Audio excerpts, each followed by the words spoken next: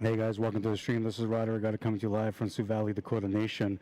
We're here today for the 2025 Chief and Council General Elections Candidates Forum, and we're just about to get started. It is Mr. Burke Ratty, the electoral officer, who's going to be directing the crowd right now. Okay, Rod.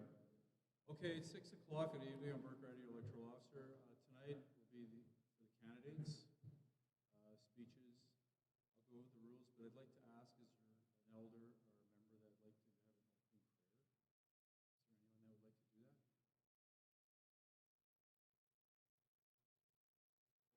Okay, so no? All right. So, Burke Ratty, I'm your electoral officer. I'm just going to go over the rules on your election law real quick here. Section 11, just for the record. The electoral officer shall organize a public forum at least 15 days before the election, where candidates shall make a presentation or participate in a candidate's debate at the forum. Section 11.1. 11.2, procedure. The electoral officer shall be the presiding officer at the public forum and shall determine the rules and procedures for the forum to ensure a fair and respectful process. 11.2. 11.3. Removal from the public forum. The electoral officer shall maintain order at all times during the public forum, cause to remove any person who, in his or her opinion, is disrupting, otherwise interfering with the public forum. So the rules are, we're going to go the councillor candidates first. They're giving an 8-minute time slot for their platform. We'll call out in alphabetical order as represented on the ballot. We have 14 candidates for councillor, 2 for chief. Again, tonight is the candidates' night to present their platform to your community and what their plans are with their candidacy. So we're going to get going now, get into it. 8 minutes. Candidates, I'll give you the 1-minute warning. Harold? Is 8 minutes going to be long enough for one candidate? Well, that's what I've determined, 8 minutes. Again, under your rules, it doesn't say anything in here about it has to be 5 minutes, it has to be 20. So I've announced it's going to be 8. So after 7, candidates will get a hands up, 1 minute left to go. So we're going to get into it now. Councillor candidates first. Jonathan Bell. It's in alphabetical order according to the ballot. Is Jonathan here? Yep. All right. Okay, Jonathan, let us know when you're ready. We'll get the clock going. There's a podium over there. Yeah. Yeah. Just let us know when you're ready. Set up, let me know.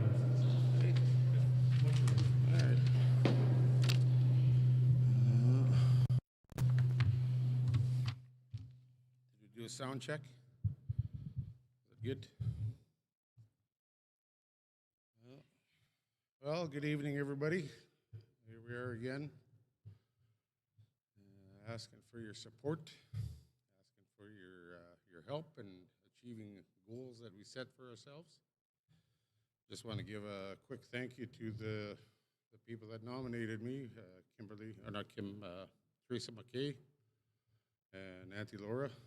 They're not in attendance today, but just appreciate the time that you put in, that you thought I could carry everything forward. So we have had a lot of good things happen in this last 2 years.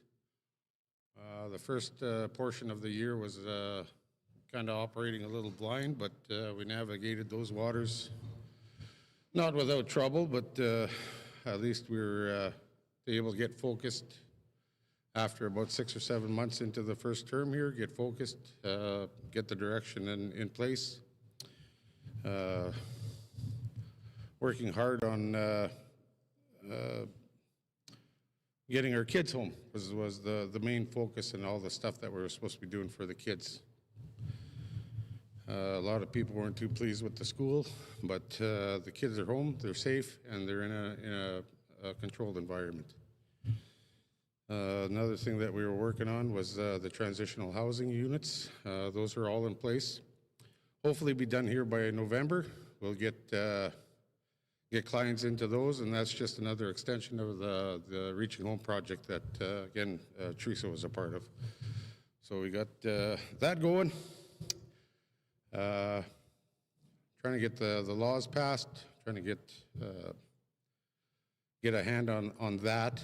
The CFS law, we're trying to get that implemented, getting that back into the power to look after our kids again. So that was our prime focus this year, was empowering, engaging, and getting our kids active and getting our kids working and doing something positively for the community.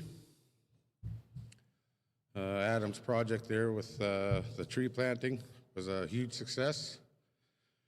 I believe he employed 42 children to go and help plant trees, so that was a great thing to see. So moving on forward, it's been a challenge. It's been challenging, but with the proper guidance and the proper direction, we'll keep moving forward. We have a lot of great things that are going to happen here moving forward. We did get the grants in place. We got the buildings in place, the funding for the buildings for our treatment center. So that was a huge success. Timing to some people was a little off, but better late than never. So now we can start focusing on our people, getting our people healed, getting our people right. So that was a huge accomplishment. We got Chief Tatchin to thank for that. We got 3 people. Carol helped a lot of that flight. Tony, we all did wonderful for that. So I'm just hoping that we can carry that portion of it on, carry on getting our people healed. We got a lot of changes that went into the health field. We implemented a lot of policies. We implemented a lot of structure changes in the health department. Those were put in place there to start kind of help getting our people stronger, getting our people better, and giving the best possible help that our own people can give our own people. So we decided to split the health department. Now the mental wellness, the mental addictions, or the addiction side, all that's all under one roof. The service delivery, the helping out with getting better equipped, building our capacities was another focus that we did in the health department as well. Some of it was well received, some of it wasn't. And the biggest thing that we were looking there was to help serve our people. That's what the change was implemented in there for. I got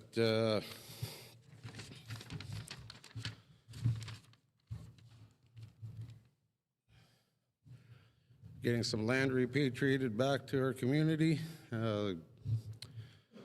That's going to be an ongoing challenge. I think right now we got the parcels there that are going to come back as designated as back to Sioux Valley.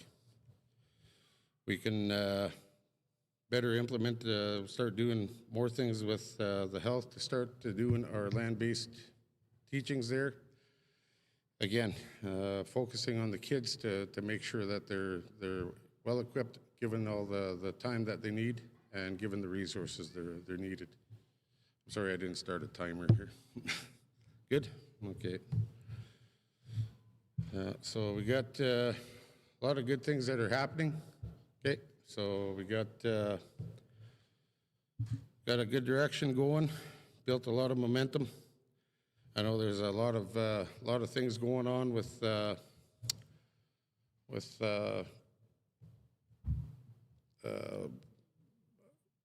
touching on what people are perceiving on the Facebook, but we're looking past that and going to carry the momentum forward. I'd like to, 8 minutes isn't really enough here. So just to keep going forward, we need your support again. We need to keep the momentum, and we need to keep striving forward to, again, keep us better, motivated, and active. So Thank you so much for your time. I wish there was a lot more people and wish I had a lot more. So, but I'll be here after, give you my pamphlet. We can go over some of those changes and discuss some of the happenings, what else is happening here. So, thank you.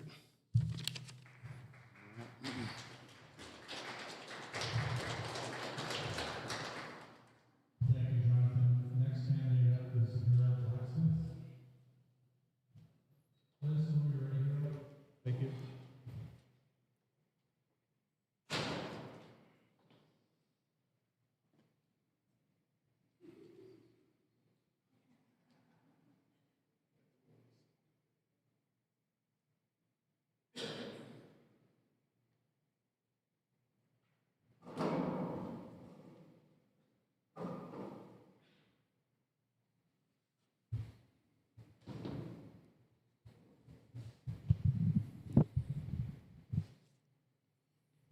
Omitakepi.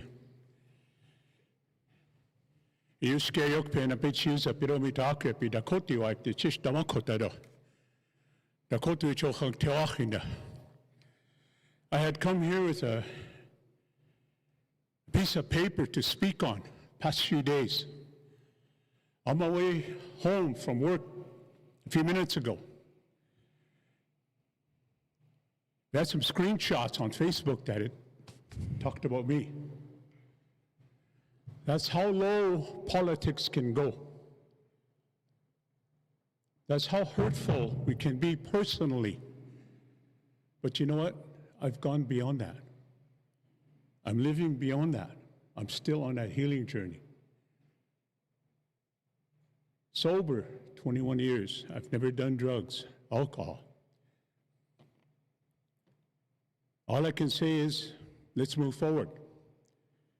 On that note, I decided to use a different platform. When I speak the way I do on Facebook, it's because I haven't had an opportunity to speak to the council, or have they given me an opportunity to talk. That's sad. I'm no baker. I'm not going to sugarcoat anything at all here this evening. I'm going to say it the way it is. If we put the same individuals back in this office, then we're not going to have a change. The same circus is going to happen all over another 2 years. That's been my position, and I say it here tonight. That's sad.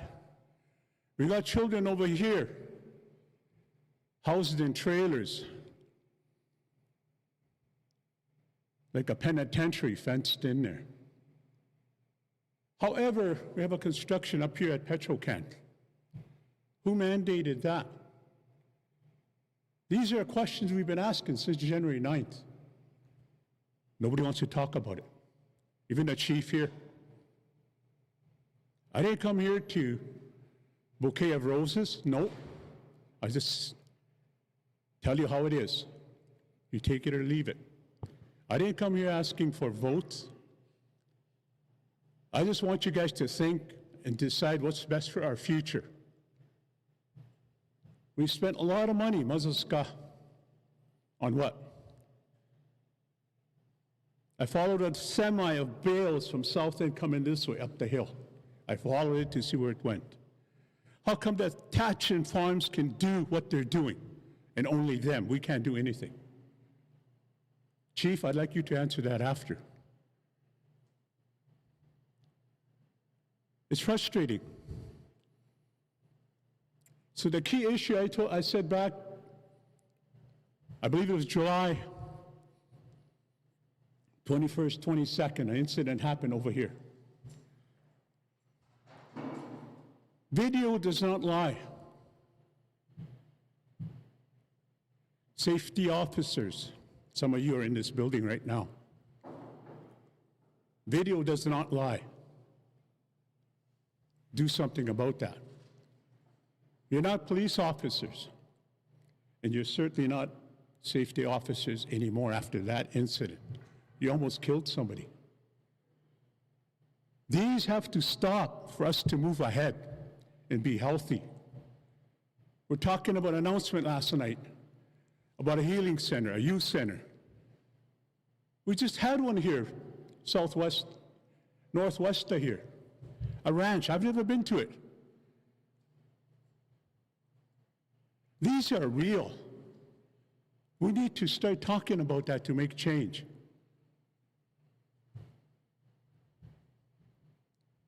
We need to come into this office and focus on the job we have to do. We can't be going away on training, jump on a plane and go to school, whatever. We got to stop doing that. Take education dollars from somebody to go to school and upgrade ourselves. We don't do those things. Itanchans don't do that. Itanchans take care of their people. It gets frustrating when you sit at home and you see these happening. We pray and hope that somewhere somebody's going to come along, make a change. I'm a Chaske. TOTP law is I'm an oldest in the family. I'm a Chaske. I was given that right by my grandparents to speak. Nobody's going to take that from me. That's why I speak the way I do. Right now, I'm assuming, 3 minutes? Thank you. Right now, I'm assuming all this is just practice speaking. Because a day of elections, 15 days from that elections, there will be an appeal happening. I don't know who, but there will be an appeal happening. I certainly feel that this is a waste of time right now for me. There will be an appeal happening. Then what? So depending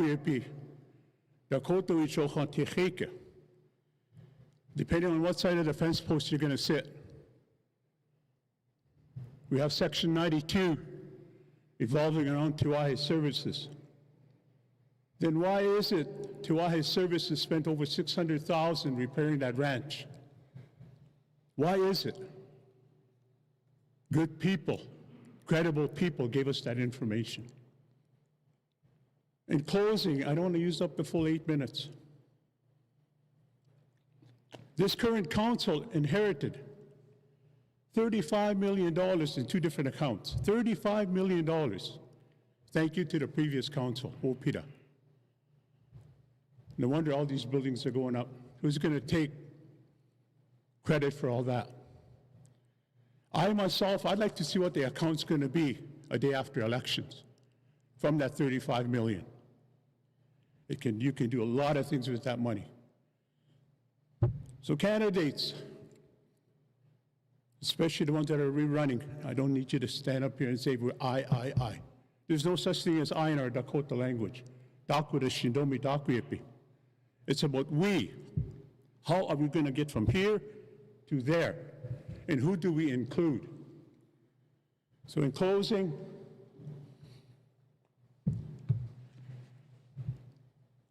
I met one counselor twice in Rapid City. Carol sitting right here. Not even a hello. Councilman John Bell, I told you, twice, Whitecap Casino. That's the only time I've seen him. That is sad. And actually, I picked it up because I'm getting worked up. I want to see change, progressive change, to set up committees for the elders. Dakota ya ushkampi ochinda. Homitake was. Opere chichip.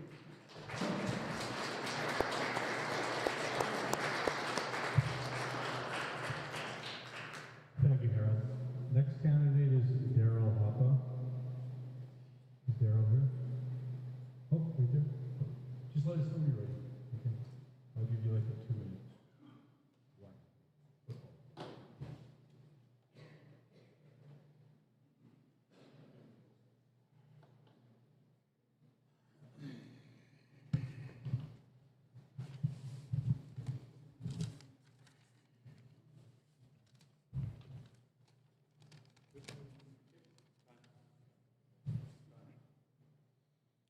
Mitake api. O ape tu kide. Wipezo ka wakpaate na machupa. Machpe ek se de miedo. Iok pe oas na pitch user pero ape tu kide. Mija da makote naka DAKOTA o aikta.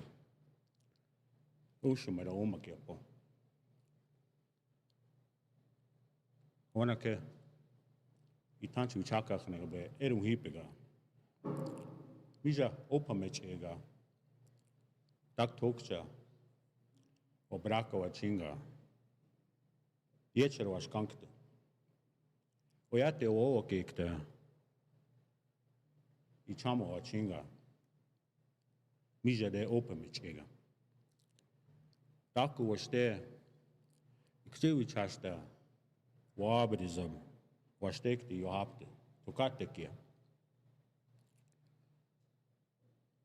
Eche ke yohamani pe tukate ki hit kia. Taku wa stekte. Wa braka wa chinga. Mija. Takuka wa shte tukate eontopte. Wana de. Yohan ukipe. Taku wa stekte. Iwan kapte. O mi take pi. Namaho po. Mija. Wo chiki yoha. Maniga. Tokatikia. Stekte. Eota. Taku. Jonane pekte wa higa mua. There was Shichu, the way I cut by there one. Ushu get up there. Taku the Shichik, the Snehacha. When we talk up in Mija, watch each other. Was take the hedge. Anana picked the day. Bruis kakte, the Urenad, Ukachni Raps Negacha. Mija de wope oagare. Brawak de hecha. We try to get it. We should get up. Good evening, everyone. Thanks for coming out. My name is Daryl Hapa. I'm running for council this year because I see a lack of representation in the South End members, but mainly out of concern for our elders and our community as whole. All in all, I want to help the community. I want to bring our community together to move us in a better direction. I plan to do that by having regular community meetings, ensure that transparency and accountability to the people. I want to give the people back their voices and their power. Time and time again, housing issues and other concerns are brought to my attention, and I advocate as best as I can as a common man. However, if I'm elected to council, I will be in a better position to make these differences where as needed. I lived here long enough to know the issues that need addressing. I know this because I know my people and I understand my people. I listen to them, I talked with them, I laughed with them, I mourned with them. I've heard what the people want. I'm here to make that happen. I worked my whole life. I can work with everybody and anybody. I understand this today because my strength from a background, sports, recreation, language, and culture. I hope to build these pillars back to the community. If that's a direction that people want to move forward, let me know and show what happened. We can work together as a true Dakota nation. Anaksha pekero mitake pi. Mitake was.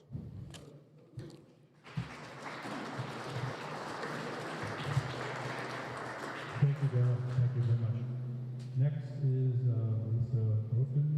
She here? Yeah, there she is. Yeah. Just let us know when you're ready, please. Thank you.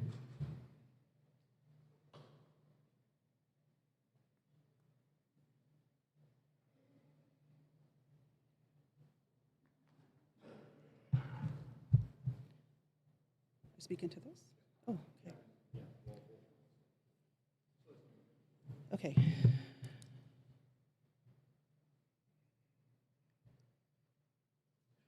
actually setting my timer up here so I can keep watch myself, because other than you giving me that. 1 second. Okay. All right. All right. Hamatakiapi. Melissa Hotayamakiapi. I had a 15-minute presentation ready because I thought that's what we were doing. So now I've had to sit here and cut in half of it. So I'm going to speak to some high priority things that I wanted to share.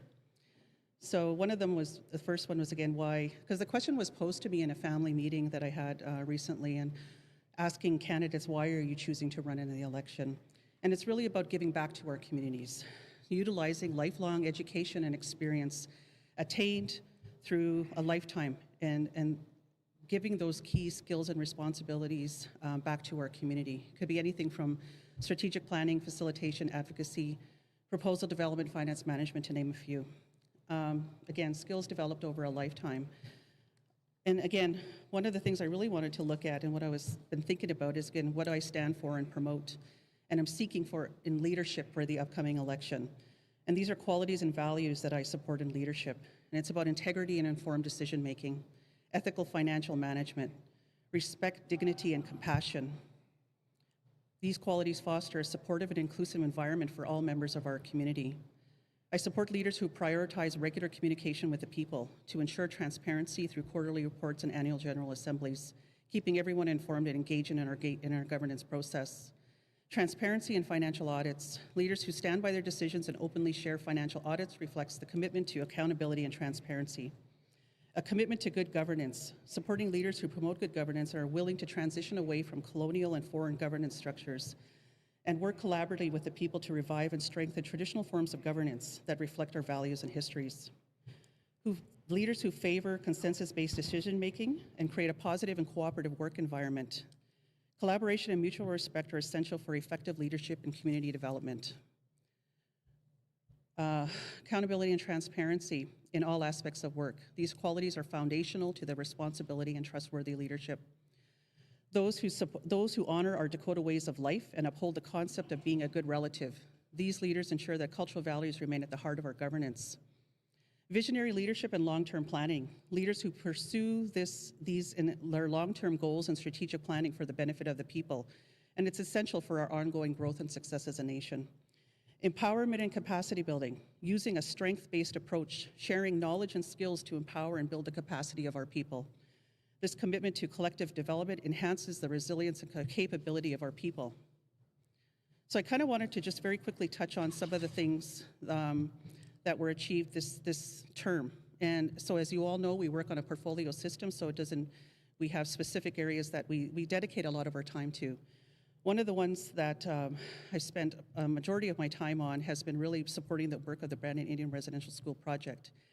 And this work is really about advocacy for the protection of burial sites, for the protection of sacred sites and the children who never made it home. And that advocacy is all different levels. It's about government, it's with academia, it's with all different levels, local, regional, national, and international. And it's also advocacy at those different nations too. It's a building of relationships and partnerships with government, academia, and First Nations, but also First Nation organizations and with our tribes and sister tribes in the South, because we're learning from them since they've been doing this work for the last 30+ years. In collaboration with the Elders Committee, we developed our repatriation protocols to guide our work and to document the protocols for future generations. And again, this is something that we learned from, again, our sister nations, because they were having these conversations back in the 70s and started writing them down. And it's helping to guide and protect their ways going forward. It's supporting the work of ensuring our priorities for new provincial legislation. Just before this session here, where everyone was here, we had a presentation back to the people on what we heard. So we held a number of focus group sessions and open community meetings and surveys over this summer, and the data was generated and we reported back what we heard. And the recommendations that came from that, we should be able to make public. Well, it was made public here, but we'll post those so people can see. And that's the information that came from that is what we're giving to the province of Manitoba to say, this is what you need to include for new legislation that's going to protect these sites, because they're finally moving on it now after years of advocacy. So at this point, I want to give a shout out to the team for their ongoing efforts who have expanded not only their work in this area, but they have, expanded proposal development and helping bring in funding to other programs in our community. For culture and language, it is important. It's the foundation of who we are and an important part of our Dakota ways of knowing and being. My role in this has been supporting through language and proposal development, bringing in funding. Again, we have our project going this year. Unfortunately, I have to submit another proposal for this year because last year we submitted a 5-year, but they did not take the full 5 years because we're a self-governing nation. And because there's higher level negotiations happening to support long-term funding for language, they're only accepting ours year to year until that process is in place. So again, we'll go through that whole process. As I transition to governance, I'm a firm believer in long-term planning and have supported the development and implementation of our Sioux Valley Dakota Nation strategic plan, along with our directors and program managers. The plan outlines our values and the importance of creating a long-term vision and goals for our future generations. It speaks to working collaboratively, prioritizing initiatives, and building capacity and employability of our people. The focus is on the youth. 32% of our population is under the age of 18 and 51% under the age of 30. It's understanding their priorities and supporting them in building pathways for success as future leaders. It's important that what we heard in our presentations to community is that this plan is not subject to change in leadership as they are built from the collective. The plan, again, is about creating a path forward for the betterment of our community and ensuring a long-term holistic view and process that will implement real change. Another governance area, again, has been about appropriate and ethical policies, including the review and adoption of an updated finance policy, and which stems from our finance and accountability law, which was implemented in 2018. But again, there's still key things when in our review that still need to be done, including an essential oversight committee. For some of my portfolios, I also ensured oversight and contribution agreements, including working with government program officers. And that is important because you have to know how you're spending it, what you're spending, and the necessary reporting that goes along with it. It's both written and financial, so overseeing that. I'm gonna have to skip ahead now because I see I got 1 minute left. Veterans portfolio, this is the most recent one. We've been working with the veterans families for the development of a plan for commemoration and educational resources. So you will see posters coming out in the near future because we're spotlighting and highlighting everyone, veterans from World War I to peacetime. So that's important, again, for education resources. I wanted to speak to some of the gaps I'm seeing in our community. It's in capacity, it's in economic development, but again, I'm gonna have to make a post on that because it'll take too long to explain. So priorities going forward is we still need to have a law review, whether it's the Constitution and the current laws that are currently up for review, upholding and monitoring and reviewing all areas of the strategic plan, continuing to support culture and language through proposals, and to support and empower women, girls, and two-spirit people in our community. Currently in discussions with the advocacy groups to start up funding and education programming to support, promote healing, mentoring, and supporting through culture and ceremony. The need for cultural safety protocols and draft research protocols. Wow, that went fast.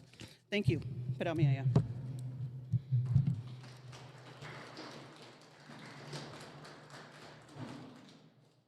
Next candidate is Carol Johnson. Carol? Just let us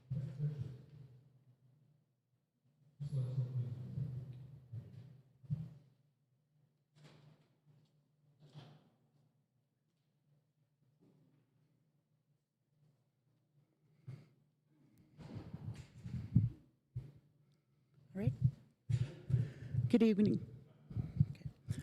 Good evening, everyone. My name is Carol Johnson. I am honored to be here again today. I would like to thank you all for your support over this past term. It was a big learning experience for me. I've been working in the community for several years in different capacities.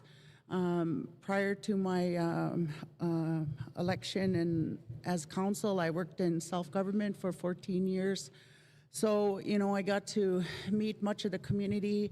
I started off in the community working with band membership, so that really gave me a chance to meet all the different families on and off the reserve. So through that, I was able to communicate with a lot of our members. I guess just a few things that I wanted to go over this past term. I wanted to thank everybody for their support, but not only that, but for the support of the current leadership, Chief Vince Tatchin, Councillor John Bell, Councillor Melissa Hotain, Councillor Rusty Taylor, Councillor Tony Tatchin. They really supported me and guided me when I needed advice and direction. As Harold had mentioned, there is no I in team. I feel that a lot of the work that we achieved over this past term was through the support of our programs and the directors and the staff. So they did a lot of work over this past term, and you know, some of the things that we were able to work on included some policy development, updating some of our policies, our current policy, the HR policy, our housing policy, financial administration, employment and training, post-secondary, as well as updating the daycare policy. We've done a lot of work in health with Councillor John Bell. So Councillor John Bell and I have the health portfolio, and you know, looking back in at the beginning of the term, we noticed that there is some issues coming forward in regards to health and the delivery of the program and the services. And so, you know, looking at the structure, it was, you know, the typical hierarchy. You have your director and the staff underneath, and health is a huge area for our people that we realize that, you know, there is no mechanism for our community members when they have a issue with health on how they deal with that issue. There's no process in place for people to go through any complaints or concerns that they have relating to the delivery of the health services. So we took a step back and we looked at, you know, what is it that our community needs, and because health is such a huge area, you know, we looked at, okay, we have two sides of health, and one is the clinical side of the services, and then we have our mental health and community programs. So we've been working with the staff and the health director to make that change, where we're going to be, you know, separating the two health into two different health programs. But the overall goal is to have our health accredited, our health center accredited, where we'll receive additional funding, as well as with the accreditation, then we'd have a health board, which is going to be based on, run by our community members. So the community members will be the ones to have the decision-making on the health programming that we need within our community. So when we look at health and prevention, we look at, again, going back to our traditional ways, and I always use as an example prenatal care.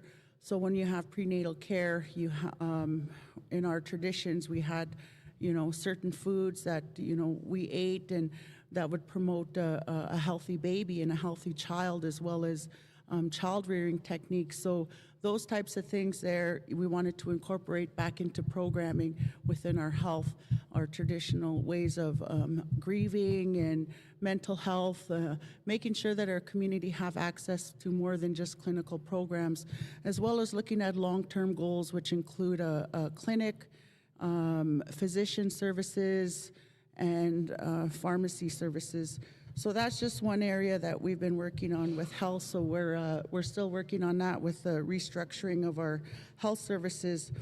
We've also taken another step because, again, when we noticed that we had our addiction workers working out of the health center, and they had no space for programming. So we dedicated our community center as a short-term place for resourcing. So we have regular community members dropping in to access addiction support and mental health services for the community, as well as focusing and hiring more youth to work with our youth for mental health and prevention programming. Post-secondary and employment and training is a huge area that we've been working with in order to make sure that we can have identify. So just this past year, we've had over 40 graduates, which include our high school and our mature grade 12 program, and also looking at training programs for those individuals. So when we talk about our daycare and what we're going to need in order to expand our daycare services, we're going to need more workers that need more early learning training, our post-secondary training has been working with the program managers to make sure that, we can identify not only that, but bringing in training programs. So we need to establish a training space within the community to bring in these. So that can include trades. It could include other programs and partnerships with universities and colleges to bring in these training. The daycare, as I mentioned, is an area that we've been working with as well with the province. So getting that license so that our rates will remain the same, and that we get the funding that's needed in order to establish a new daycare facility, and also that the staff will have wage increases within the daycare program. So we've been doing youth engagements. We've been focusing a lot on meeting with the youth and getting their input into what they would like to see and type of services that they need within our community. We have met with the junior chief and council a few times, as well as having the youth participate in lands. So there's quite a bit that's been going on within this past term, and 8 minutes doesn't feel like it's enough to go over what we've been working on. But I just want to say thank you, and I'm available if there's anyone would like to have any type of conversation about some of these programs that we'd like to continue working on. So thank you.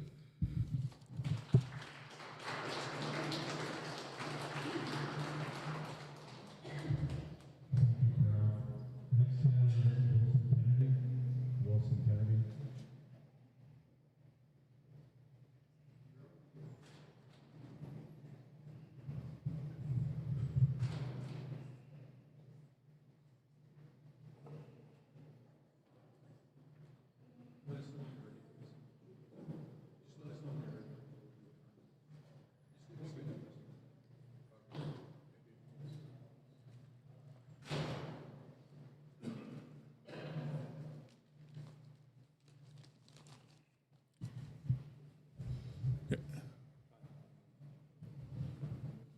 Umi dakapi. Umi zira. Tancha makachani lo chimpina. Kapi het. Dag amashi bira. Dat kan we.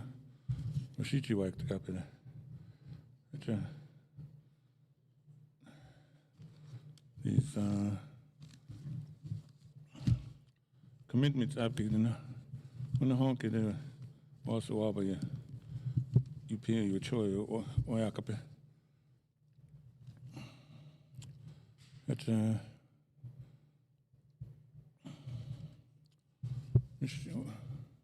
school teacher. He'd get a gardener up, he'd get when after school. We busy just come to after school took a when the way is power club target checker. And that's 1 year was kind of keep them busy at the school, the kids on the go.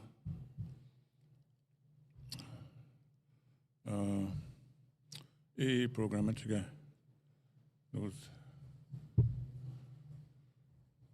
one was mass and that, cultural litka which of the DAKOTA is coming now. That's enough. Stuck up, open their eyes and quit what they're doing. And go talk to hey.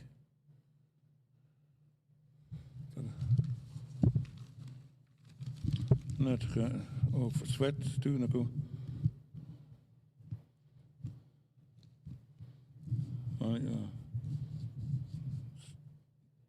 Dakota language, Nico.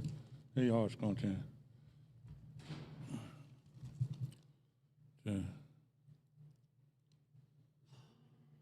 Nico.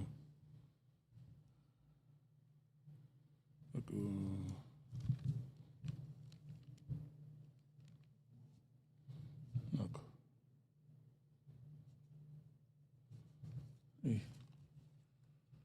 gone. He's the one got a week.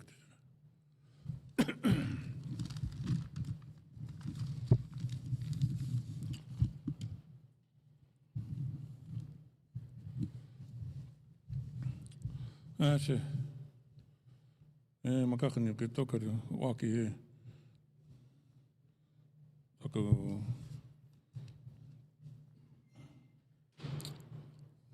to help people. Dan ako the welfare home center and then go.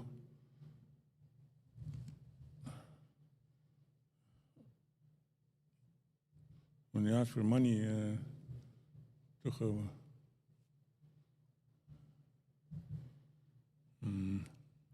they're going through all those things. Bank.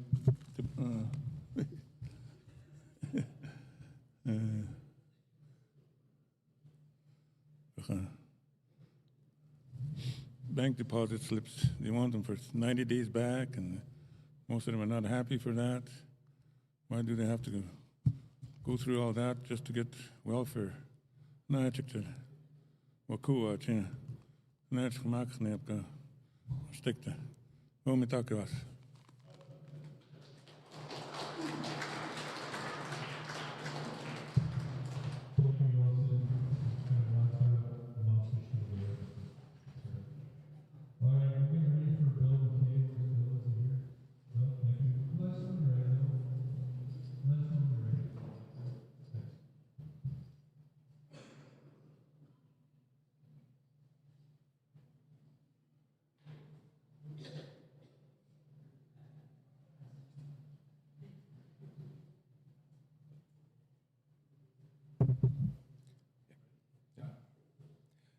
Ao me tāke ape, opera tāku kina chape do dechi a heke. Ka te kore ora kape, chisana ora kape. Ata o akas nika. Ka ushecha ora kape, dechi. O hine ajakte. Ao me tāke ape, my name is Bill McKay. I am running again for the position of council. A lot of topics we could talk about. Everybody probably did talk about or shared upon. Some of the issues that were brought to me, going around talking to individuals in the community. A lot of concerns about youth and education. The youth in the schools, the education that they receive. The Dakota nation that we stand here claiming to be a part of, we do not see enough Dakota language, culture, traditions within our school. I believe that to mitigate some of those issues, we need to hire professionals of Dakota. Who would those professionals be at the status of a professor in the university? It is our elders, those ones that still retain the language, still retain our culture, our traditions, and our ceremonies. Living in the outside world, for many of my younger years, I've experienced firsthand a lot of those issues that we run into. Those issues are easily rectified. Help is given to those individuals. And those individuals have less likely to be relapsed, meaning falling off the wagon. The only way that Indian people, not just Dakota, but all tribes, overcome poverty, addiction, sickness, is through culture. Ceremony, sweat lodge, prayer, understanding of our culture and the Dakota ways. I was raised by my kushi nuka. I was given love and compassion by my kushi. But she also gave me discipline. Discipline to understand when I am doing something wrong. To understand that if I do something wrong, I am to correct it in any way I can. These are the things that we need to teach our children. From the time they're crawling, to the time they speak, to the time they become young men or young women.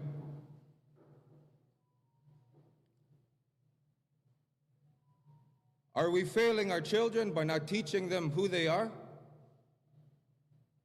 For the identity of an individual is vital to their growth,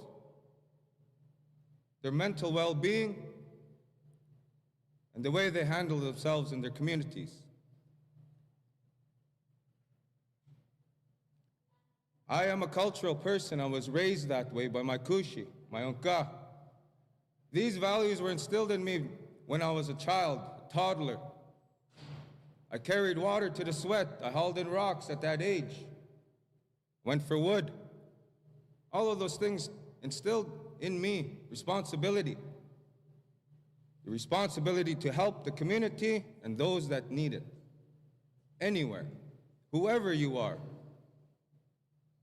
How bad people may say you are, there is something good in you. We as a community need to come together to fix these issues. That is the only way. The only way to become a community is to go back to who we are as tribal people. The only way to get ourselves out of poverty is to go back to who we are as Dakota people. Title to the land is vested in the women, the Kushis, for they hold the authority in our communities. These are the ways of our ancient ancestors.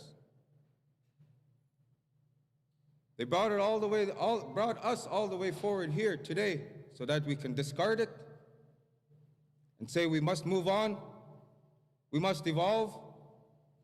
No. We must hold on to that. That is where we derive our sovereignty from. We claim to be Dakota. Danekota piro. Damakota piro. At Kaya, we don't practice those things the way we should. A lot of the issues that we have can be solved by going back to being a traditional people.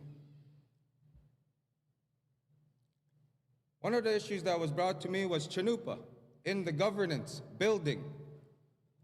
When we have ceremony, when we have meeting, in our Dakota way, we pray before we do those things. So that Creator sees what we're talking about, listening to what we're talking about, giving guidance to those that are sitting there, to have a pure heart, clear mind, good intentions, positivity. We've come too far with all this negative fighting back and forth amongst our people. It's unity that we need, not division. Canadian government is still actively committing genocide upon us, and we fight amongst each other over power. Dakotas, in their culture and traditions, are not supposed to be like that. If you are a true Dakota, you'd live with nothing. You'd be poor, and that's where we are. We don't have to be poor. We're all together collectively smart. We all can contribute something to this community. Someone has a gift. Everyone has a gift. If we do not come together to fight those that are oppressing us, we will always be in this situation. Lastly, chief and council is not a rise to power. Power is not what you should be looking for. It's duty. It's a duty. It's our duty to help the people. Duty to servitude, not power. I am here for the community and everyone in it. I do not have to like you to make money with you. I want to see economic development here in our community, and it needs to go faster than it has. That only way we can do that is if we come together and unify through the TR Council. And some of those reasons why we are here today is because we don't have that. Thank you.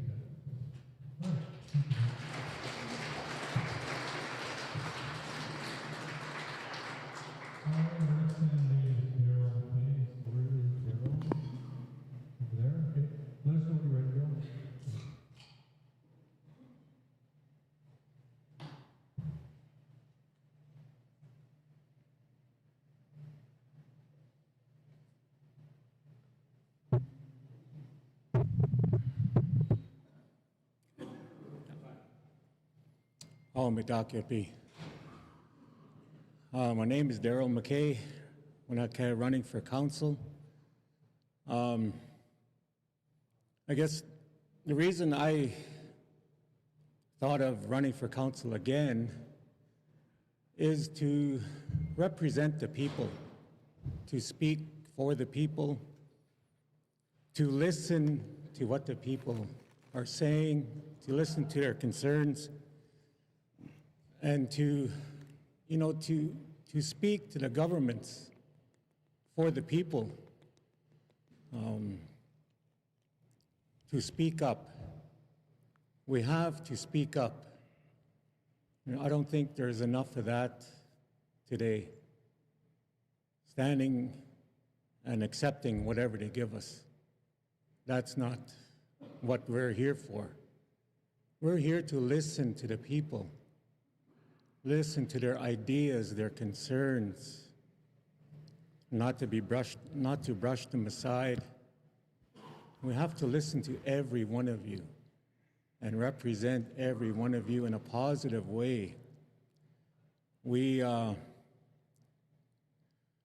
not always agree, but that is good too because you have different ideas.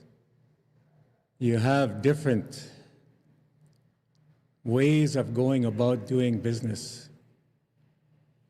If there's different ideas, well, you agree to what the majority, votes on, what the majority thinks should happen.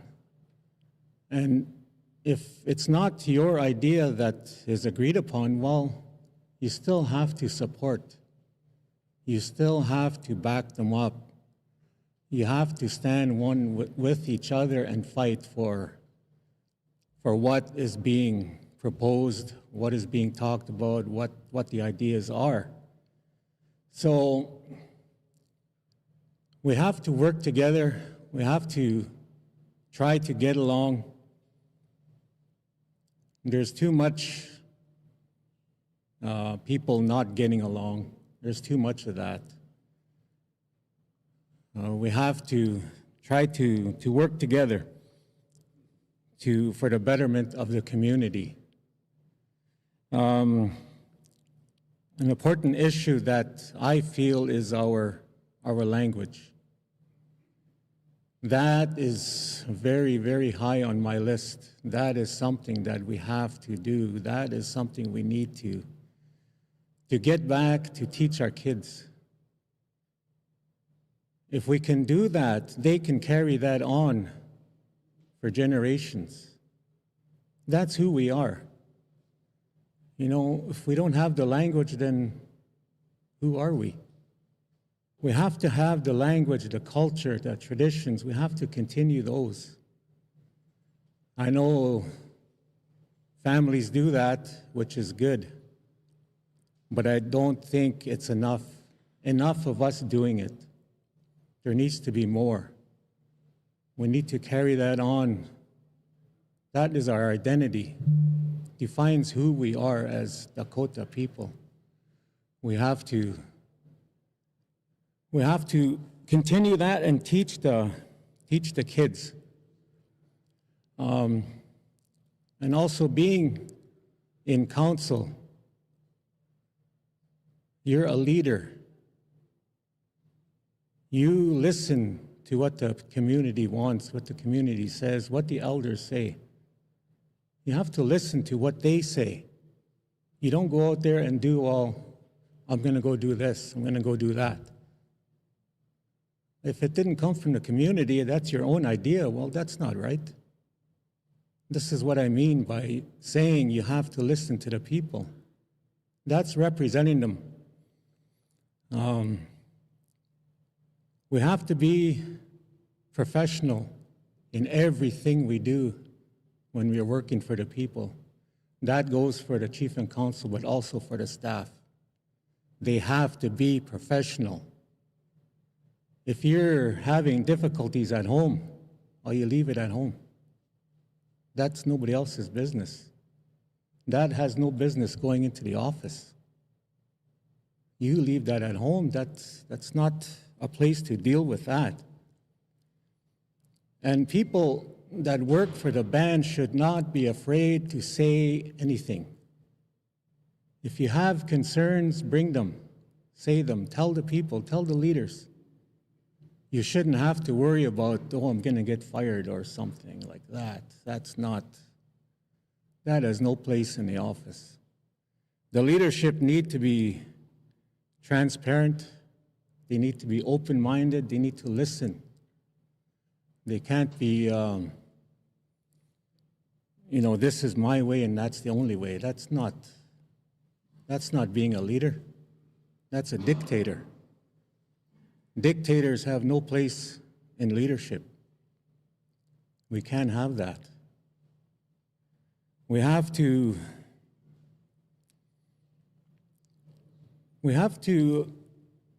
set an example for the young ones. We have to show them how to work together, because right now we're not doing that. We have to teach them the right way.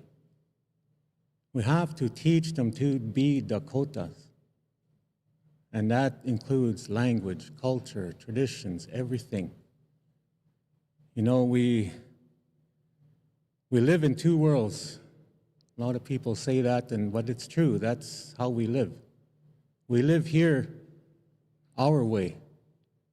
We have ceremonies that we go to, and then that evening we have to go to Brandon and get groceries. Okay, well, there's two different worlds there. We have to live that way, and it's not easy. But together, we can. We can do that. And I just like to say that if anybody has any questions for me, anybody wants to talk with me, I'm around. When I get home from work, I'm available. I live here on the reserve. Somebody can get a hold of me easily. So please come and talk to me. And when you see my name, put your mark beside my name. I'd appreciate that. Aho, Kidamida.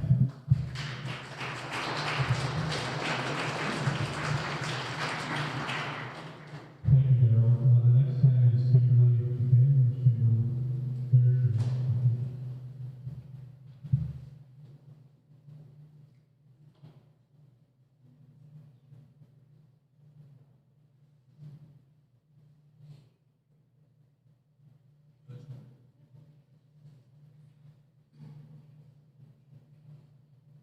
Ready. Okay, hello everyone. My name's Kimberly McKay and I'm running for a position for council. I'm here tonight because I care about our community and I want to help make things better for all of us. I'm proud to be Dakota And I've spent most of my life working in First Nation communities, and what I've learned is this, that leadership isn't about titles. It's about showing up, it's about listening, and it's doing the work. I am a mom, I am a wife these days, and I'm someone who knows what it's like to juggle your family, your work, as well as your community life. I know how hard it can be when families are struggling or when people feel like their voices aren't being heard.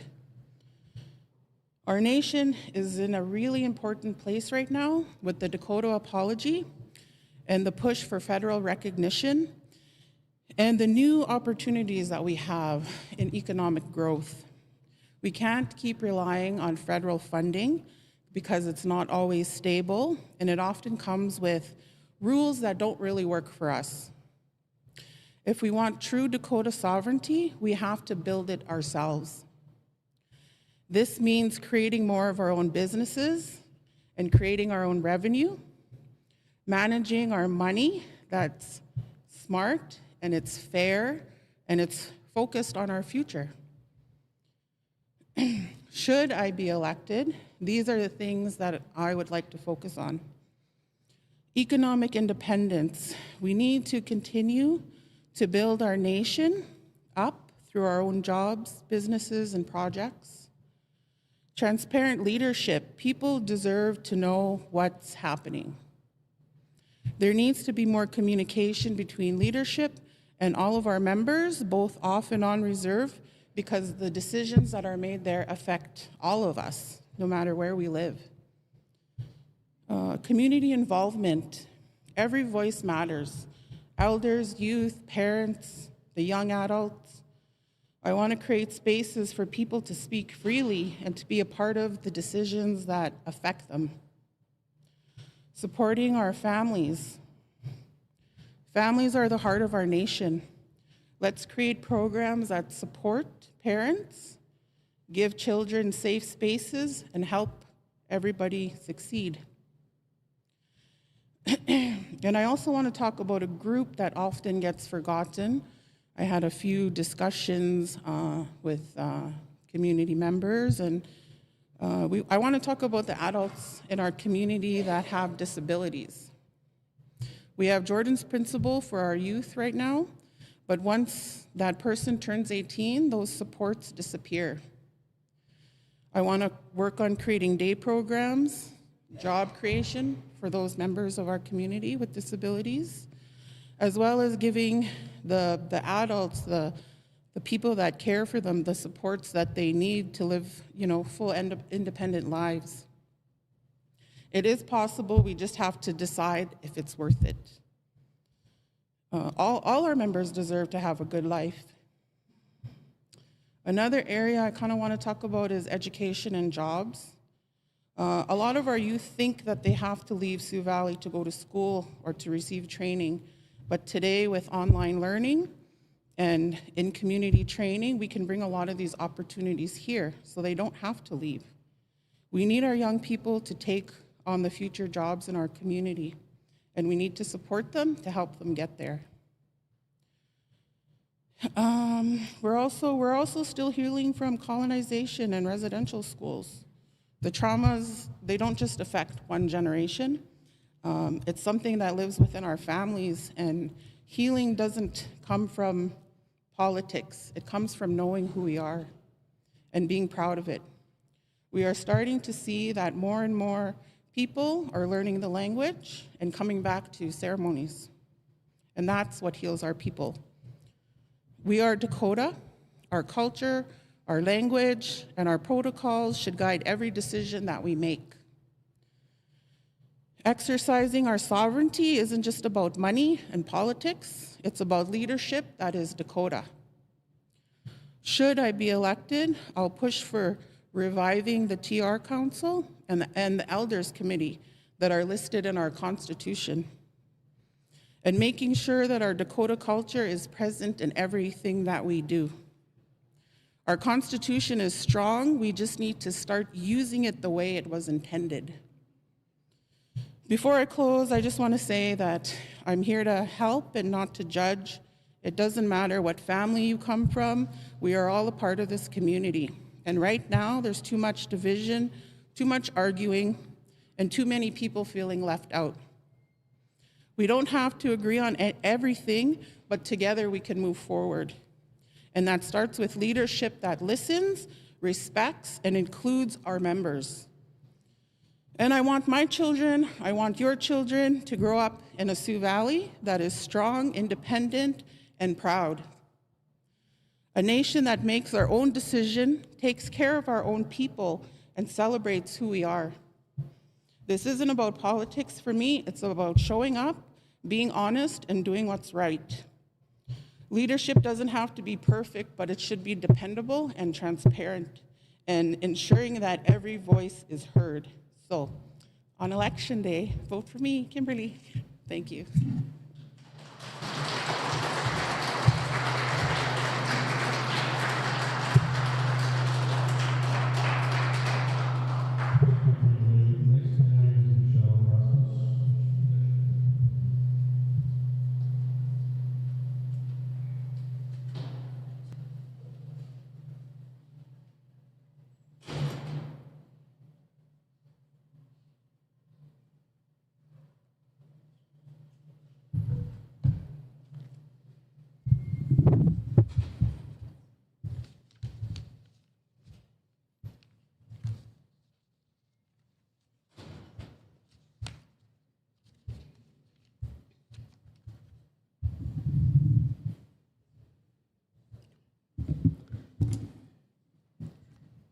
All right.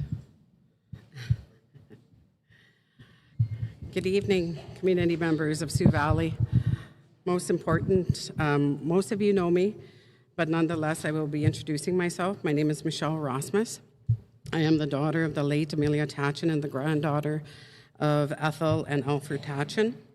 I was not raised here in my early years of life.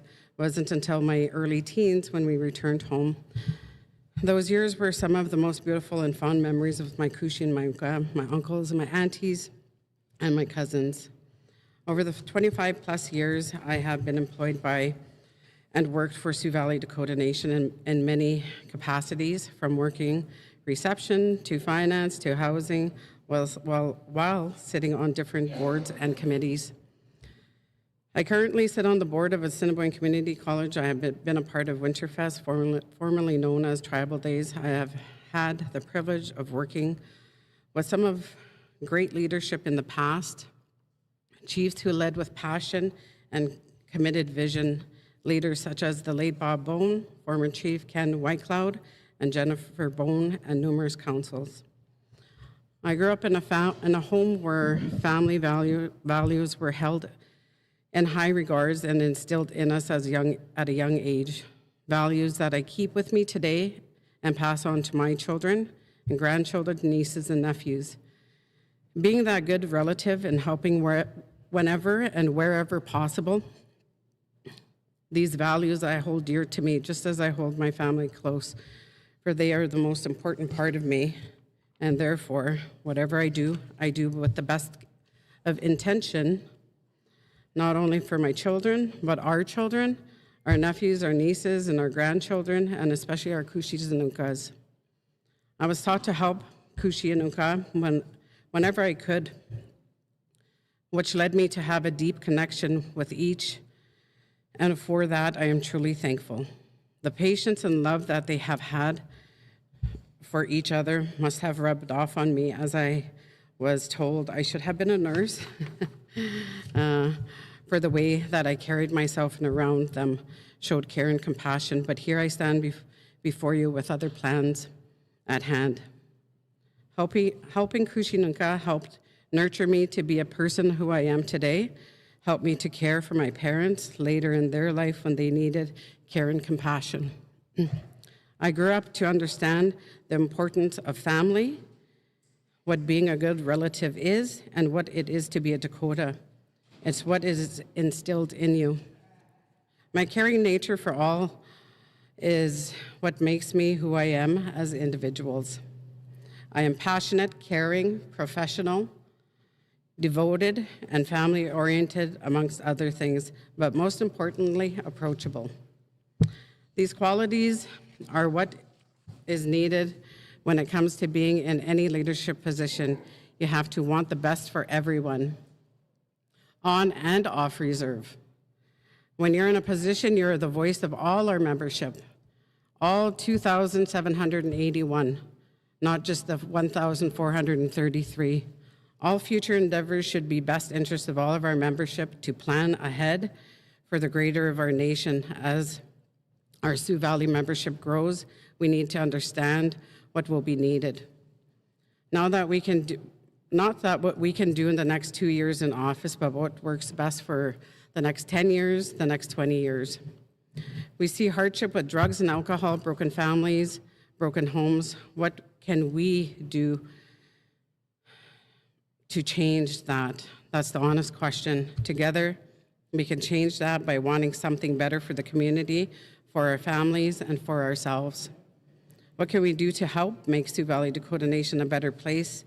Be in the present, be involved, be supported, most importantly, be heard. Not feeling locked out of our own governance office with such restrictions, not once. When I was working in the office, did I ever feel threatened? You're here for our people. Listen to them, hear them. I have had the privilege, the leadership have had to balance in your community, sharing information, open door policy, meeting regularly with our membership, be present with them, sitting with them over a cup of tea or sharing a meal and listening. Be there, show up, and be present. We need our Dakota way of life to bring balance within us, within our community. Our Dakota culture and traditions are a foundation of who we are. We need to be healthy mentally, physically, and spiritually. Having a healthy living center will help our community and our athletes within our community. We need a recovery center where our community members can be guided. They need from our elders, spiritual, Dakota keepers. We need an education system that meets the needs of all of our children, our special needs, those of post-majority. We should always be thriving to do better for our children, ensuring all their needs are being met, wanting to be the best of both worlds for them, the Dakota way and the colonized way. They have to be the best of both worlds for our future. Before and after school programs, hot lunch, physical activities, food sovereignty, hunting, fishing, planting fresh fruits and vegetables, having a local processing plant, harvest time, we could come together and gather, harvest and share. Policing, safety in our community is and should always be number one. Give our elders some security of their own. They rightfully deserve that. This comes with laws that need to be implemented, and some need reviewing, ensuring that are aligning with our Constitution and our laws currently in place, and new ones to be made. Hiring our own, bringing our own to be mentored, helping our own empowers us to be self-sufficient and strong, sovereign community. Accountability to our community, community engagements, gathering place for our youth and our elders.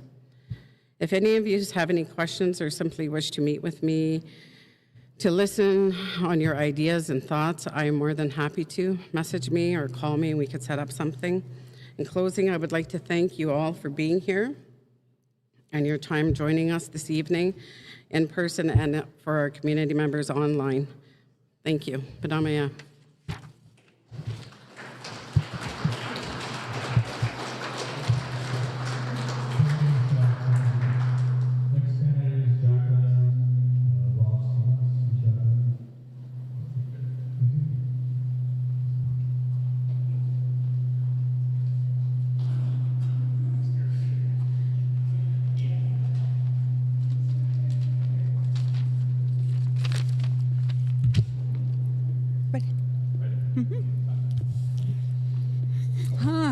Good evening. As most of you know, my name is Jackie Ross Demas. This evening, I come humbly stand here before you asking for your support as I seek a position and counsel for Sioux Valley Dakota Nation. Leadership to me means putting people first, making decisions that benefit our whole community. I believe in our oyate, our people, our ability to make meaningful changes to our community of Sioux Valley. We must work together to make these changes. My priorities are simple but strong.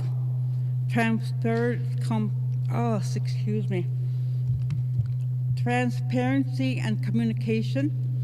We all deserve to know what's happening, to be included in decisions, and to have our voices heard and respected. Support for families and youth. We need programs and opportunities for our young people while supporting parents and caregivers. Honoring our elders. We must ensure they are well cared for, their wisdom and their guidance into the future. On November 13,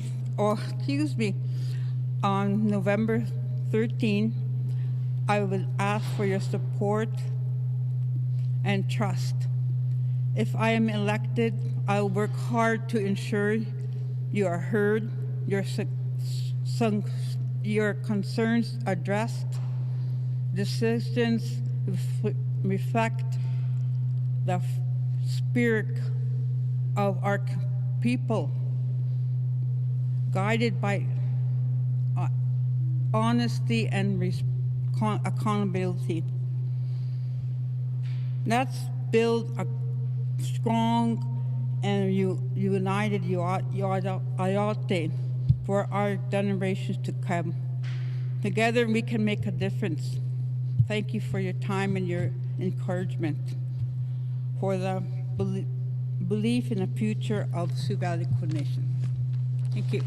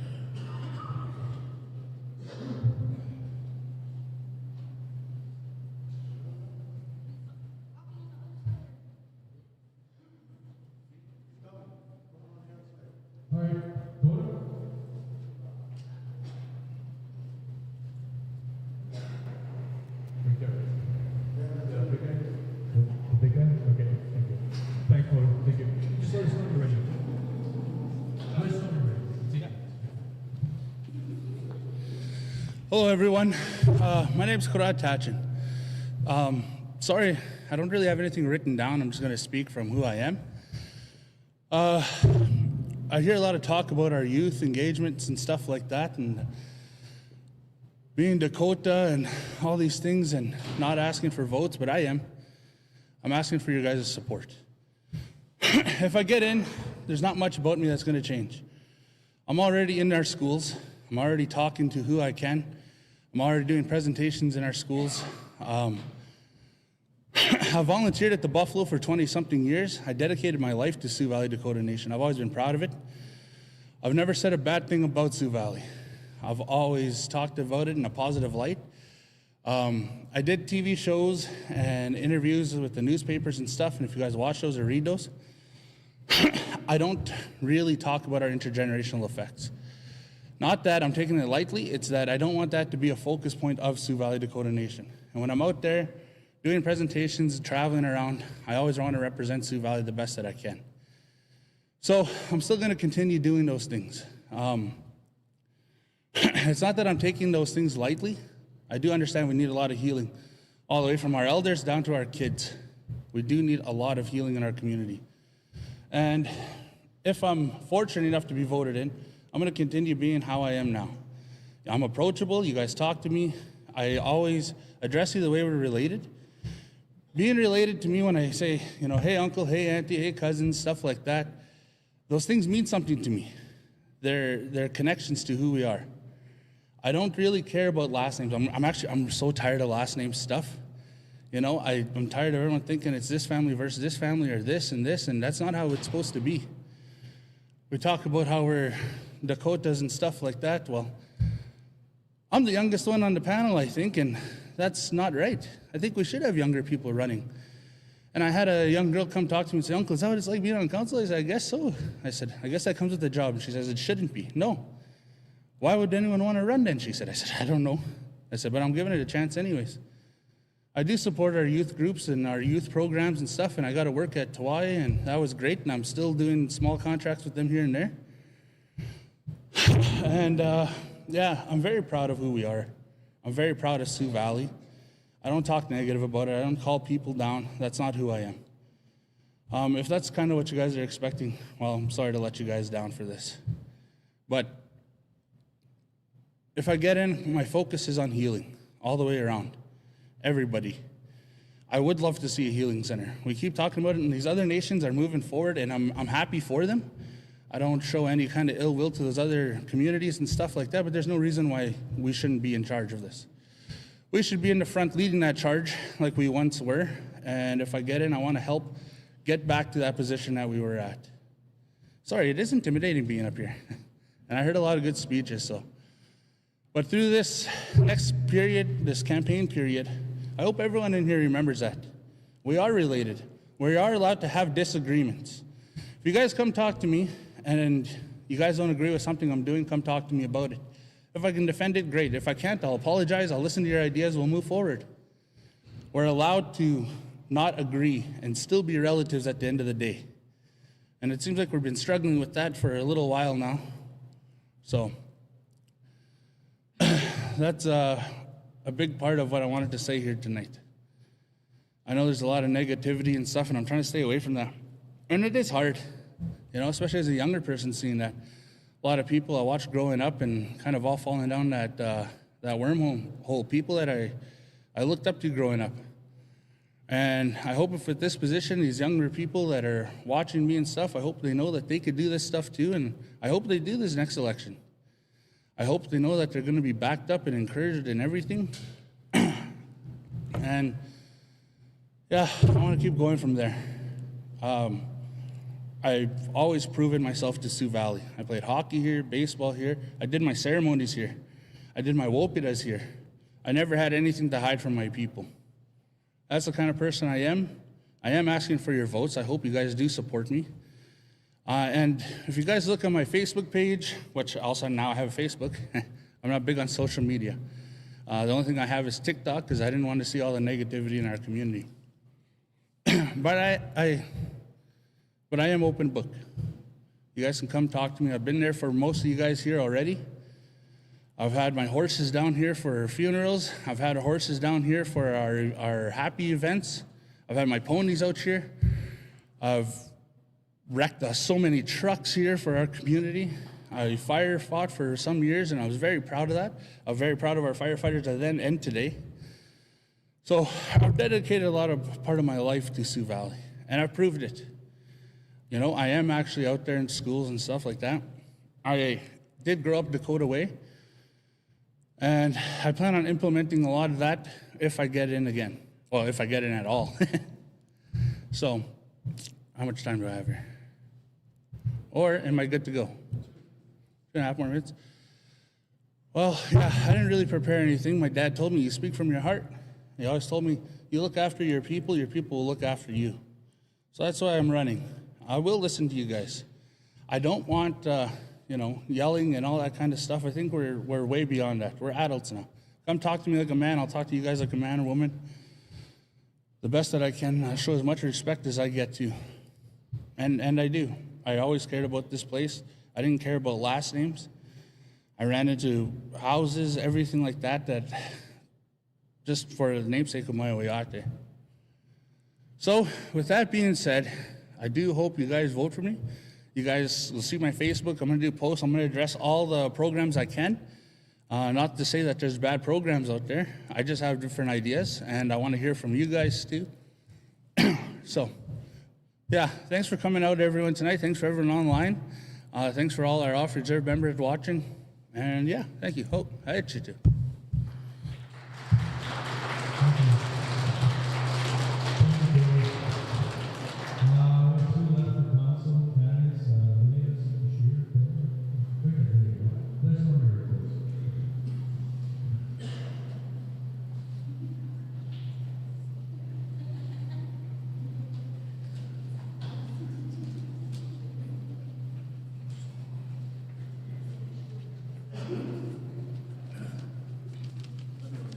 I'm ready. Yep. All right. Hi, my name's Lydia Taylor. I'm the proud granddaughter of Albert and Cecilia Taylor. It is because of them and their teachings that they instilled in me that led me to the decision to run for council. Because of their guidance, I think we need, well, and I had the opportunity to grow up with them, that we need more elder-led programs. I would not be where I am today if I didn't have their guidance, and that for that I am grateful. They taught me to help where I am needed and to help the people and to stand up for what I believe in. This has brought me to a career in the helping field, which is why I find food sovereignty so important. So that's a program that I currently have at the Health, and I think we need to increase food deliveries to the nation for on and off reserve, because we all know money's tight, times are getting harder, and food sovereignty really helps. It doesn't matter what it is, it's free and it's helpful. I think we need more increased educational opportunities. Yes, we have mature grade 12, and that's great. I graduated from that myself. But we need more training after that. Programs like the trades for like plumbing, electricians, carpenters, heavy-duty operators and mechanics, healthcare aides, business admin, early childhood educators, child development workers, because we do have a need for that in the community. Working at the Health, we need increased addictions, mental health, and wellness support. That could be achieved by increasing operating hours at the community center, finding funding to employ more workers and to offer consistent support services, increasing physician support, increasing physician availability at the health center, promoting ease of access to community health care. And I believe in finding grassroots solutions together, sitting down and talking and listening to others' input and advice, which I have no problem doing at the Health and just talking with anybody anywhere. And I'm just here to help and work together. We all know our community is getting younger, and we need younger people in there to have different solutions to problems. And I'm not going to take up too much of your time, but if anybody wants to talk afterwards, I'm free. I'm good. Yeah, all right, thank you.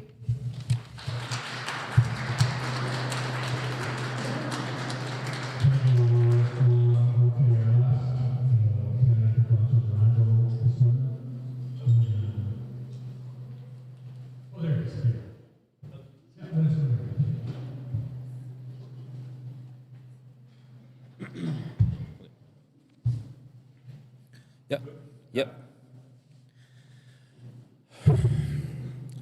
Oh, Doc Yippee. My name is Rendell Wasichina, and my mother is the late Veronica Hotain. My father is the late Grant Wasichina.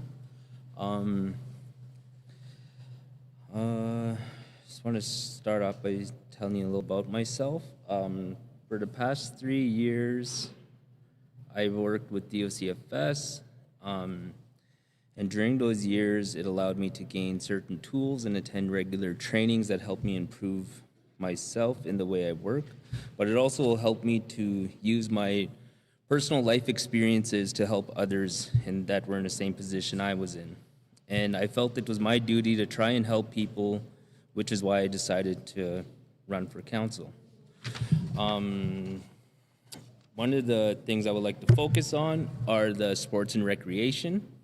In the past, I was able to help get the Sioux Valley Dakota's baseball team started in 2022.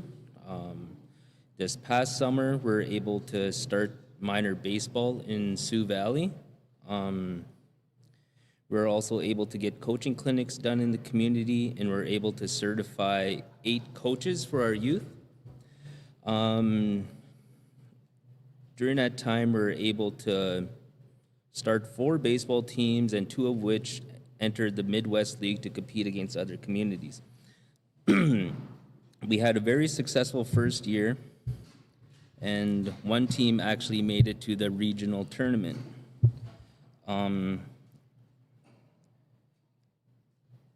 My goal is to help out with get more teams established in the community and to form a sports and recreation committee made up of parents and volunteers to help with fundraising with other sports. We've also did some work with Councillor Melissa Hotane, and we've worked on a few proposals that will bring in funding to help create 2 full-time positions, a recreation coordinator and a recreation manager. If elected, I would like to put my focus in finding funding to help build facilities such as baseball diamonds, fitness centers, soccer field, football, lacrosse, track and field, etc. And we need to do what we can to promote healthy living in the community.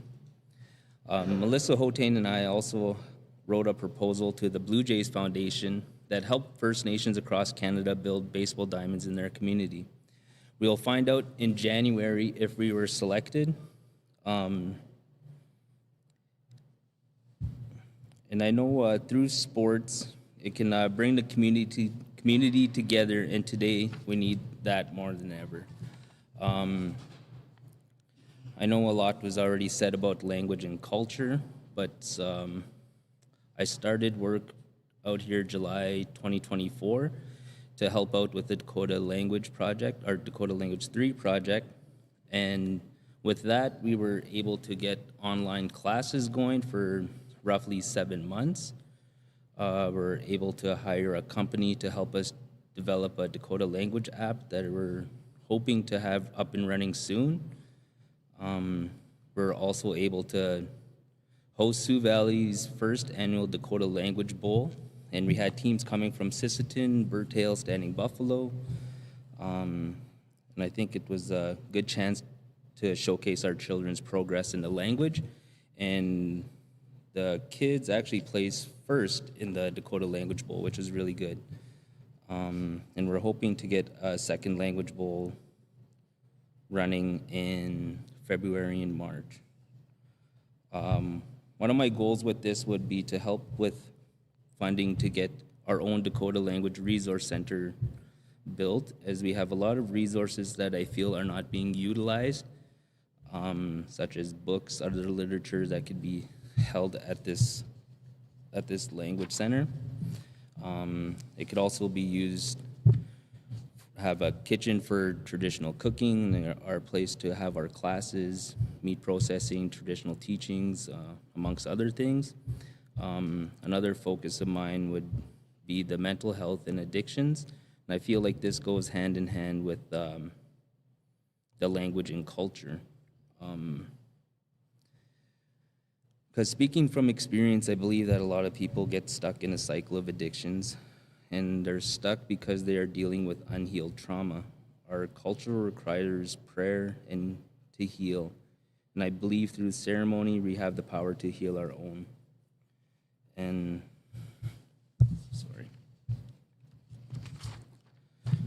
we have the power to heal our own, and we have lost and continue to lose family and friends due to drugs and alcohol. And I think it is time we take this seriously and stand up to our drug issues in the community.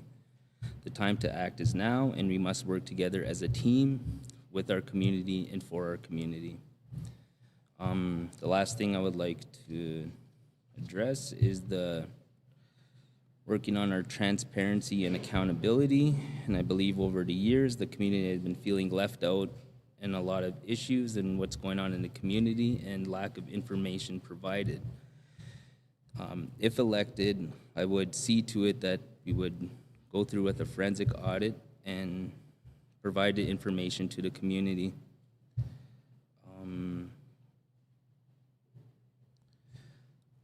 I would also push to have regular meetings, not only quarterly, but meetings with our elders and working with our student chief and council to keep them involved. Our decisions today affect their future, and it is important that we all work together with the same goals in mind. In conclusion, I know that there are a lot more concerns that need to be addressed that I haven't listed, and the list can go on, but I will make time to hear your concerns and not only listen, but to help find solutions.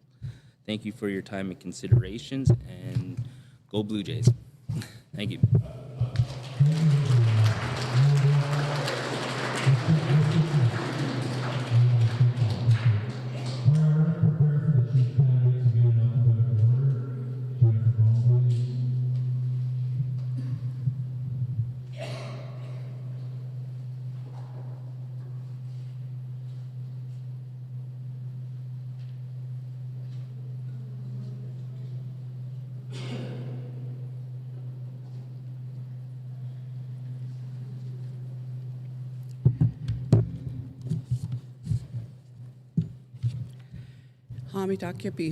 Good evening, everyone. I'm Jennifer Bone, candidate for chief. I'm the daughter of the late Chief Robert Bone and Brenda Bone. Currently, I'm a director for Jordan's Principal, and I'm also a student at Cape Breton University working on my Master's of Business Administration. I'm also a former chief and council member I was a council member for 8 years and chief for 5 years.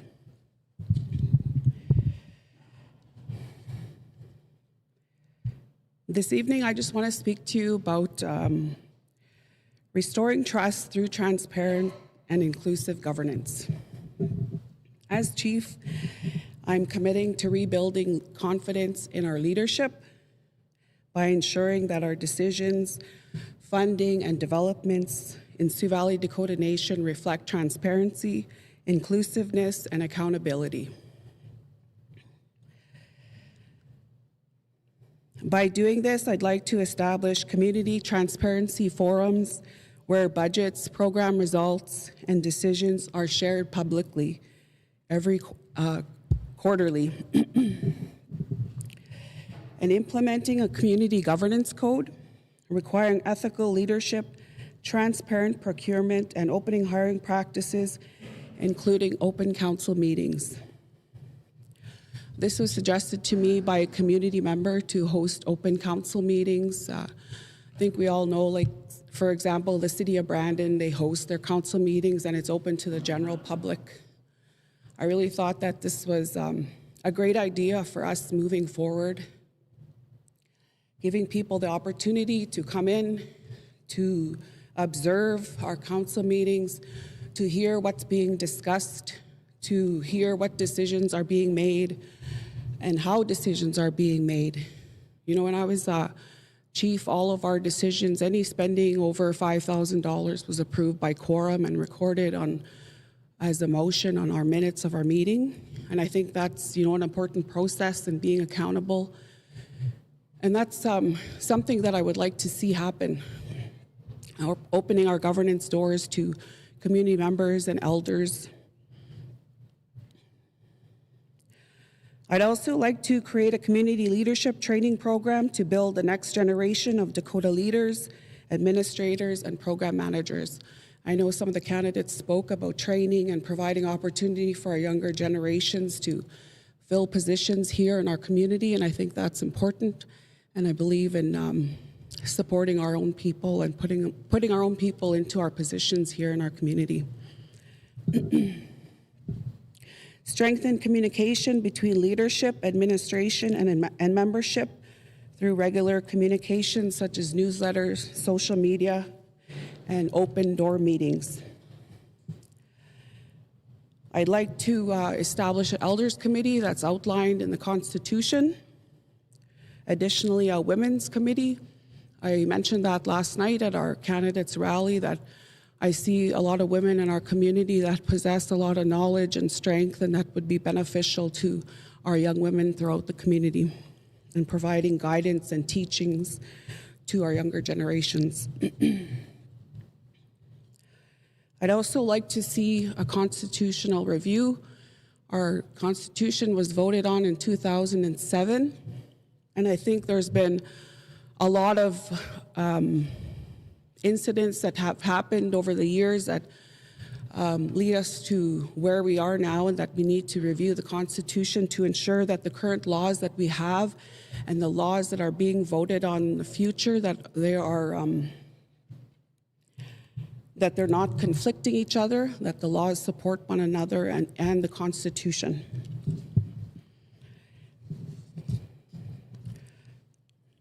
I'd also like to speak tonight about the CFS law that's currently in front of the committee and the jurisdiction. As a community, we voted on this law, I believe in May, and we voted no. And there hasn't been any communication to the community whether or not the draft that's being put in front of us has changed. Has there been any amendments? And why are we voting on the same draft? There's been no engagement until last night was the first engagement in Winnipeg. So I think there should have been an opportunity for the community to respond and provide answers as to why they voted no, which areas that they didn't agree with or that we didn't agree with, and that should have been taken into consideration by leadership and the governance department.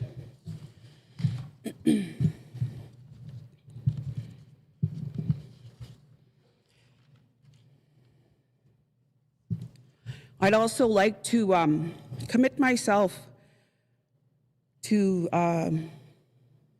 reviving the new school projects that I worked on as a chief with my councils for 2 terms. We invested 5 years and probably millions of dollars into that project, and for me to see it just thrown aside was very disheartening. You know, we could have worked together to make that happen for our students. I'm a leader that I like to think beyond my 2 years, to plan 10, 20, 30 years down the road, not for myself, but for our future, for my granddaughter, and for our grandchildren, that giving them the best place possible and best opportunities for education here in the community with our own Dakota culture and language.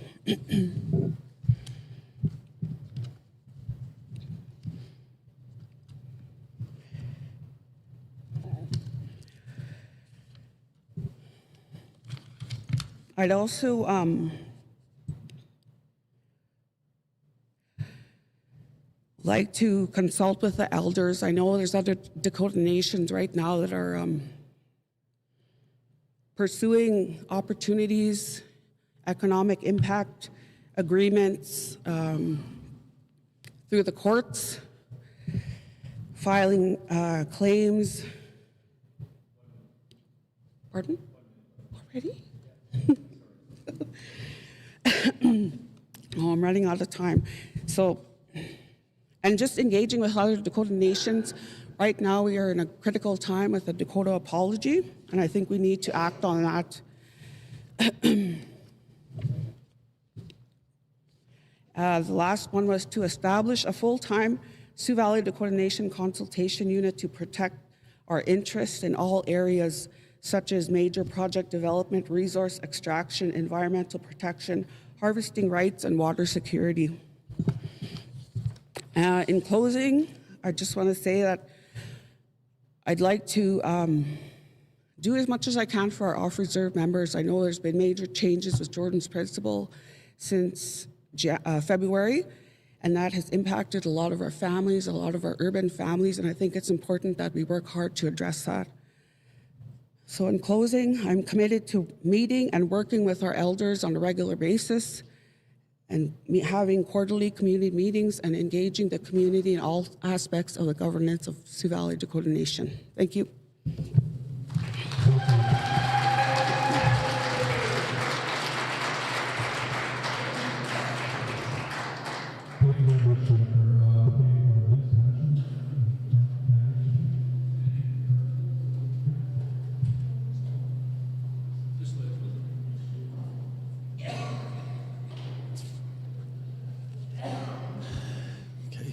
Yep. Good evening, community members. I want to dispel a few myths. Right now, I think one of the questions around band members, what off-reserve members are entitled to, those kind of questions. And I did ask a question years ago to our funding services officer. I said, what are our off-reserve members eligible for? And I was told they're only eligible for post-secondary. And you should have the same number of people that are off reserve and people that are on reserve. It should be split along those lines. So right now, it's 50-50. 50% of our dollars go to off-reserve members. Other than that, there is no money for off-reserve members. But we help off-reserve members. We have a lot of young families struggling out there right now. Rent is through the roof.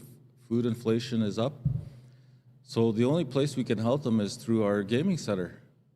And off-reserve, as far as I know, don't come and gamble here. So all the revenues that are generated there are from people here and the surrounding area. And that money, some of it is used to help off-reserve. So while I recognize that our off-reserve members are part of the community, we don't get the money for them. Where their money comes from is from federal to provincial transfers, and their money goes to the city that they live in. And that's why they have a census. So the money is flowed to the city or province, wherever they live. And that's the same for everyone, right? So I wanted to address that. I want to be clear, but I also recognize that, we have to do things at some point. We have to be able to do a better job at assisting our off-reserve members. So when I look at what can we do, we look at own source revenue. We got to set up our businesses. We got to create new monies. The monies that come in right now are basically for governance, running the services that are being provided, essential services. So that's what the money is used for. So it's pretty difficult. There really is no room to help everyone. And right now we have students that we have to turn away because we can't sponsor all the students. We also have people that are needing homes right now. Some people have been waiting for homes forever. Some people have died without even having a home. And yet we have some people that have moved from house to house to house. So how do we fix that? So we can't fix everything as chief and council. There's only a handful of us. So we put in a housing committee. We brought in a school board. We brought in different things. We're looking at bringing in a health committee because we can't be everywhere. We can't fix everything. We need the help. So one of the things we've also done is we've worked with youth. We've worked with youth in the community, and I'm getting reports that they're able to get up and speak and address crowds and talk to at workshops. And the comments I received out there is that our youth are starting to come together. They're starting to be able to speak. They're not relying on a piece of paper to read a prepared speech. They're getting up there and speaking. That's impressive. So my main reason for running is I want to get our claim over the line. We've been wrestling with our claim forever.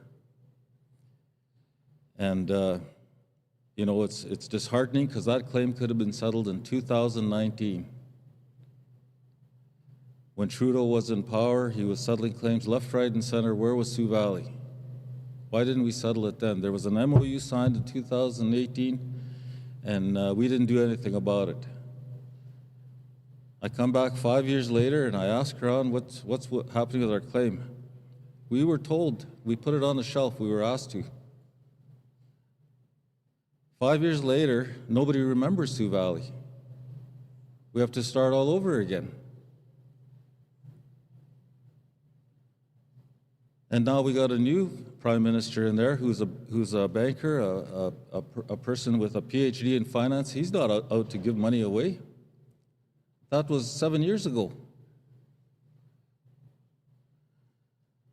So now the economy is struggling in Canada. People are out of work. We're going to be facing some serious things coming down the road here. Food inflation is everywhere. Our people are writing letters to us asking for help. We've helped people with rent. We help people with food. We've even helped some with their vehicles because they can't get their kids to school or medical appointments or anything like that. Everybody's struggling. So what have we lost in the last couple of years? Well, you know, I look back. In 2000, we had an opportunity to build a casino. That thing could have been running for 25 years now, but we fought. We fought amongst ourselves, and we didn't get it. I ran in 2000, and I lost. I've lost more times than I've won.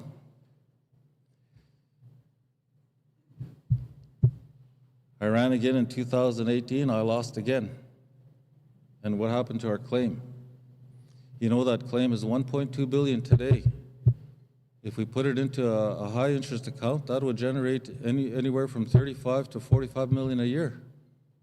We wouldn't be crying around about all the stuff that's going on right now. We'd have money to fix some of these things. But we're too busy fighting amongst ourselves, being negative, working behind the scenes to pull someone down. And it's pretty tiring. You know, you see all these missed opportunities. I just want to put it on the record that I wasn't the chief when some of these things came apart. I always seem to, my history is I come in and I clean up a mess. And I expect to be out again this time. So, you know, I wish the community good luck going forward, because I think at this point we're never going to get our claim done. There's only 2 steps left to get our claim done, and you know, I don't know if we're going to do it. So we have to really think long and hard, and you know, we talk about a lot of different issues in the community, but as a council, it's hard. How do you try to move forward when you have all these people working behind the scenes to obstruct you, to create doubt? It's really toxic. You're going to be going into a toxic workplace for those that are elected. And I want to wish all the candidates good luck. And when you get in, you're going to need it. So hopefully, you know, people think long and hard about their decisions, who they're going to vote in. Thank you.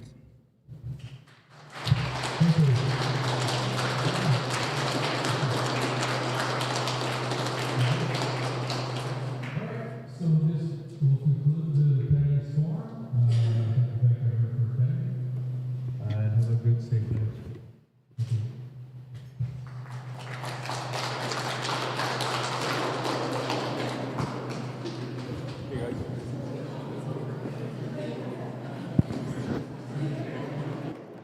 All right, so that's going to conclude the coverage here from Sioux Valley, Dakota Nation, and hope you guys enjoyed the coverage.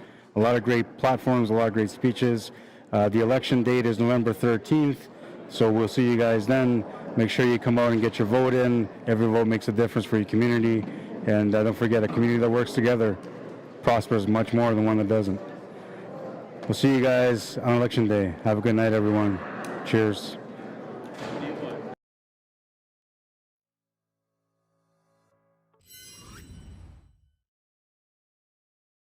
Sorry, I forgot. I wanted to bring this up too before I leave. So these are your chief candidates, Jennifer Bone and Vince Takan. I might mispronounce some of the names. This is your, hi, how are you? Good to see you.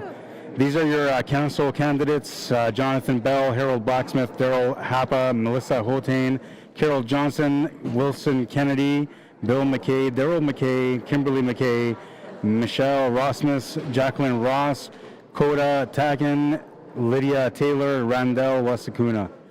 So those are your candidates that you guys will be voting on come November 13th. That's going to be it for today. Thank you for tuning in and watching. My name is Rod Arragada. If you guys ever want to message me, you can do so via email, rod_arragada_ 204@yahoo.com. That's it for tonight, though. Have a good night, everyone. Thanks for tuning in, and thank you for liking and sharing the stream. Cheers.